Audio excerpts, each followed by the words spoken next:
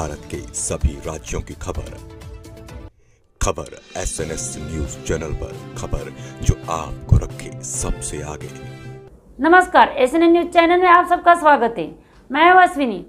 BJP के माजी पालक मंत्री MLC विधायक डॉक्टर परिणय फुके ने आज प्रेस कॉन्फ्रेंस में बोला कि कांग्रेस के नाना पटोले और विजय वडेट्टीवार इन दोनों को OBC के वकील कौन बनाया, और उन्होंने ये भी कहा कि ये लोग अपना स्टेटमेंट बंद करें, नहीं तो हम इन दोनों के खिलाफ रोड पर उतरेंगे। आइए दिखाते हैं भंडारा से सैयद जाफरी की ये रिपोर्ट। नमस्कार, मैं SN न्यूज चैनल से सैयद जाफरी। आज हमारे साथ माजी पालक मंत्री और MLC विधायक माजी डॉक्टर परिणय फुके जी OBC को लेकर के प्रेस कॉन्फ्रेंस रखे हैं। सर, क्या बोलना चाह रहे हैं आज OBC को लेकर? आज अभी कांग्रेस के नेता और विरोधी पक्ष नेता विजय जी वडेट्टीवार ये मनोज जरांगे पाटिल जी को जालना में जाके मिले और उन्होंने ऐसा वक्तव्य किया है कि OBC में 2 आरक्षण कीजिए, OBC 1 और OBC 2। मेरा ये माध्यम से उनको सवाल है कि उनको OBC के संदर्भ में कोई भी निर्णय बोलने का उनको अधिकार किसने दिया हो? उनको कोई OBC समाज ने उनको कोई वकील पत्र दिया है क्या? और इन्होंने 2.5 साल ये मंत्री थे OBC विभाग के, इन्होंने OBC के लिए क्या किया? और इनको इतना ही मराठा समाज के आरक्षण के प्रति जब ये इतनी इनकी सहानुभूति है, तो इन्हें तब जब खुद इनकी सरकार थी तब इस प्रकार के जो प्रकार का वो अभी बात कर रहे हैं उस प्रकार की कुछ एक्ट लाया या कुछ उनका रिजर्वेशन बचे उसके लिए कुछ काम किया। मराठा समाज को महाराष्ट्र सरकार, जब माननीय देवेंद्र जी फडणवीस महाराष्ट्र के मुख्यमंत्री थे, तब उनने समाज को आरक्षण दिला के दिया था। वो आरक्षण पिछले 2.5 साल वाली जो सरकार थी, जो महाविकास आघाड़ी सरकार थी उद्धव ठाकरे जी के नेतृत्व में, वो आरक्षण टिका नहीं पाई।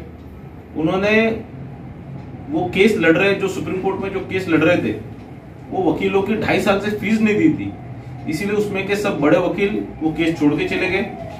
उसमें के जो बड़े वकील थे मुकुल रोहतगी जी, हरीश साल्वे जी, उन्होंने वो केस छोड़ दी। और फिर बाद में उद्धव ठाकरे जी ने उनके कार्यकर्ता को, उनके रिश्तेदार को वो केस पे लगाया। मराठा समाज का जो दुर्दैव, उसके कारण वो केस हार गए और इसीलिए मराठा समाज को आरक्षण से वंचित होना पड़ा। और आज 2.5 साल खुद की गलतियां छुपाने के लिए आज विजय वडेट्टीवार एक प्रयत्न कर रहे हैं कि वो सब ढकने के लिए कि बाबा मराठा के प्रति सहानुभूति दिखाने के लिए। पर हमारा उनसे कहना है कि आप मराठा के प्रति सहानुभूति दिखाइए, हमको उसमें कोई कहना नहीं है, पर आप OBC के आरक्षण में उनको आरक्षण, मराठा को आरक्षण देने के संदर्भ में कोई भी वक्तव्य आप मत कीजिए, नहीं तो इसके बाद आपका ही हम तीव्र विरोध करेंगे। ये OBC पार्ट 1 पार्ट 2 क्या है, थोड़ा समझाएंगे? नहीं, उन्हें विजय वडेट्टीवार जी ने आज जालना में ऐसा स्टेटमेंट दिया है कि OBC में 2 टुकड़े किए जाए और OBC का जो आरक्षण बढ़ने के बाद जो एक आरक्षण OBC जो पुराने सब जातियां, उसमें 354 जातियां है, उनको दिया जाए और जो OBC 2 में मराठा समाज को आरक्षण दिया जाए। ऐसा उन्होंने एक गलत एक स्टेटमेंट दिया है, वो स्टेटमेंट का हम विरोध करते हैं। लेकिन परिणय जी, बहुत दिन के बाद अभी पूरे वीडियो वायरल हो गया, आपको भी आया होगा। लोकतंत्र में सबको आवाज उठाने का अधिकार है और बैठने का अधिकार है। वहां के SP खुद बोल रहा है कि ऊपर से ऑर्डर आया है। 32 पुलिस प्रशासन घायल था, भर्ती था, और मराठा आरक्षण में जो बैठा था, माँ बहन बहू बेटी, किसी का पैर टूटा, किसी का सर टूटा, कोई भर्ती है, गोली फायर भी हुआ हवा में, ये सब पूरा सबूत है वीडियो में। तो इस तरह लोकतंत्र में होना और किसके आदेश से हुआ था? थोड़ा उधर मुझे पता नहीं ने जो भी कार्रवाई की, SP को सस्पेंड किया गया है, वहां से उनको बदली किया गया है, और जो जो अधिकारी इसमें शामिल थे वो लाठी चार्ज में, उन सबको वहां से सस्पेंड किया गया है। लेकिन आदेश किसका था? वही तो खुद SP साहब बोल रहे हैं, ऊपर से ऑर्डर आया है, इसलिए तो मराठा का लोग वहां पर। आदेश तो SP का ही था, और SP को किसका आदेश आया तो SP ने बताना चाहिए किसका आदेश आया था। अच्छा, एक लास्ट क्वेश्चन आपसे, मराठा और OBC को लेके ये तो काफी दिनों से चल रहा है महाराष्ट्र में, और जब जब इलेक्शन आते हैं लोग आगे आ जाते हैं।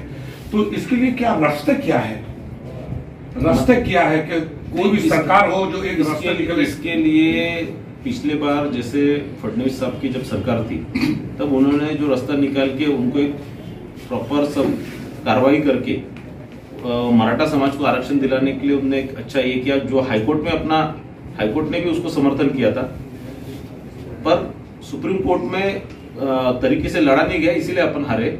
शायद से मुझे लगता है कि उसका फिर से रिव्यू पिटीशन करके फिर से सुप्रीम कोर्ट में अच्छे वकील लगा के जो लड़े तो पक्का अपन जीत सकेंगे, ऐसा मुझे लगता है।